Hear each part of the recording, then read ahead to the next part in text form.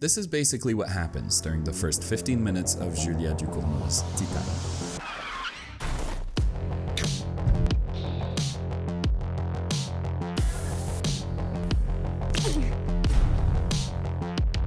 The reason I decided to open with this is because the first time I watched this movie, I was captivated by its violence and its intensity, only to discover by its end that it is, at its core, a film about love.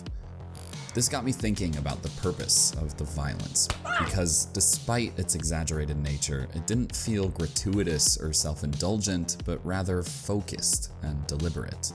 Julia Ducournau, the film's director, offers insight through the bloodshed. It's carefully crafted and carefully shown in a way that lands the movie's themes with weight and depth. But to fully understand how Titane communicates its message with its audience, I think it's important to first understand the history behind this type of cinema. Julia Ducournau is part of a group of directors that make up the new French Extremity, a term coined by art form critic James Quant in the late 90s to label a collection of transgressive films by French directors and his concern for the rise of taboo in French cinema. The red tape that bound these films together was their unapologetic portrayal of violence, sexuality, nudity, sorry about the blur, and pushing the bounds of what was deemed socially acceptable in contemporary film.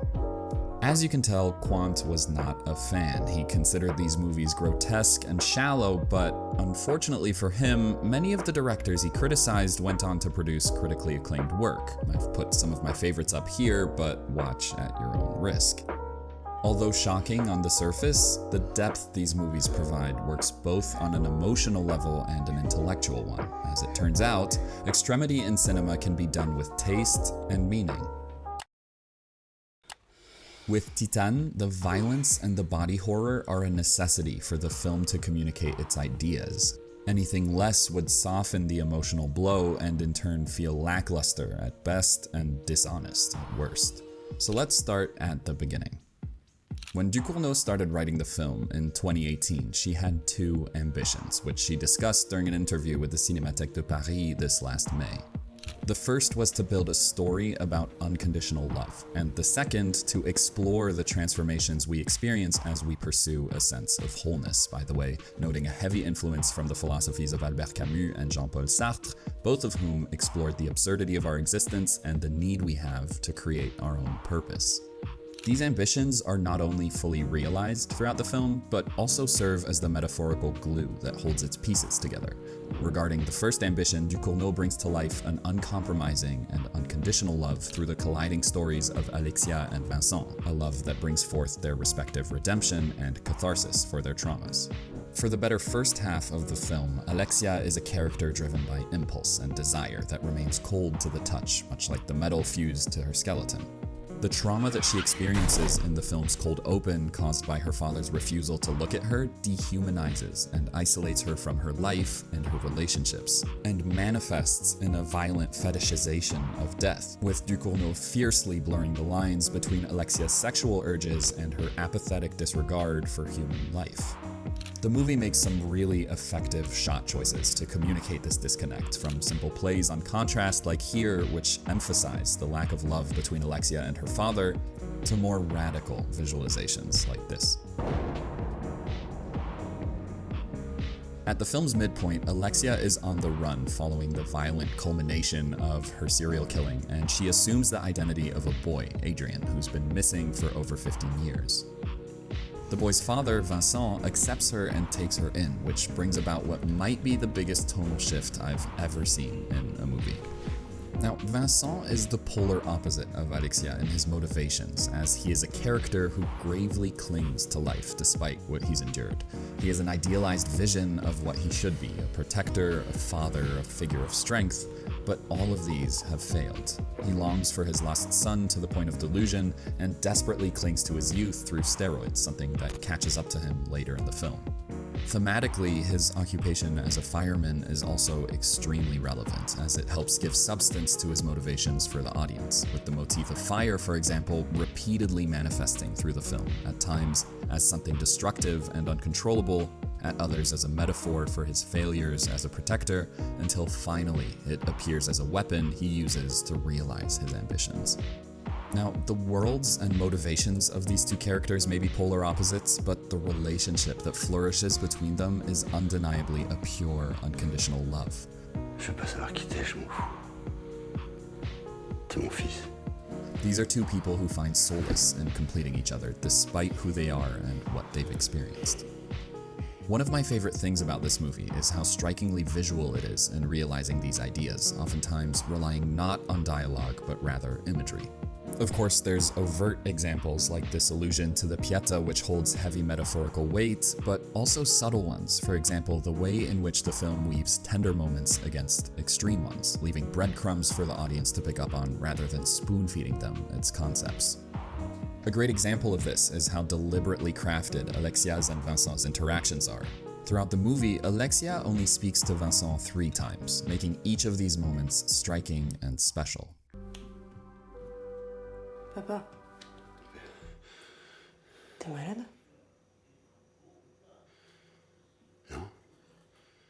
They appear in situations where Alexia's concern for Vincent overrides her need to deceive him, which culminates until the final scene of the film in which they say, Je t'aime.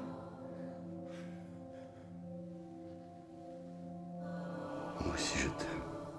Titane is a movie that, before all else, puts its craft to the service of its message. No matter how extreme, every moment helps guide us towards the idea that true unconditional love goes beyond the physical bounds of appearance and even identity towards something more transcendental, an idea that segues nicely into Ducournau's second ambition of exploring our transformations in our quest for purpose.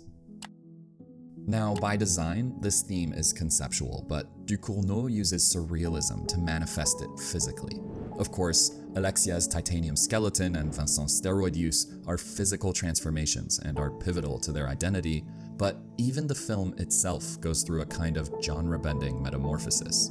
I spoke earlier about a tonal shift, but it almost plays out like a genre shift, with the first half of the film deep and graphic, violent horror, which then changes into something more naturalistic and contemplative.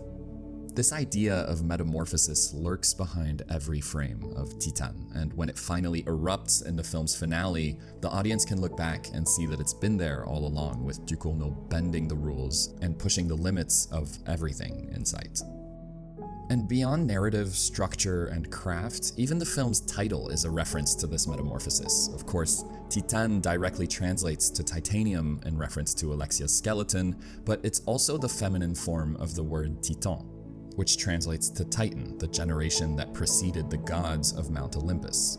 This heavily pulls to the transformations Alexia goes through, not only to redeem herself and regain her humanity, but also how the process and the film's climax pushes her even further along, giving birth to something altogether beyond human.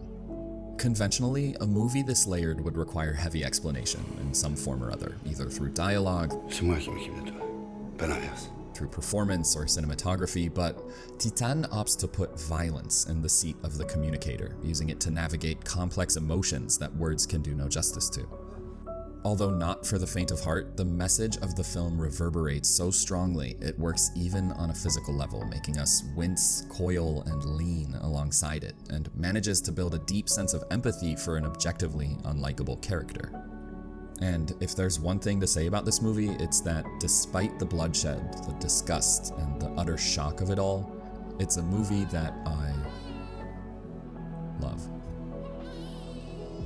First of all, thanks for watching the video. If you do decide to give this movie a watch, or if you've seen it already, you'll know it was real tricky to show how it's built and how it communicates while sticking to YouTube's policies.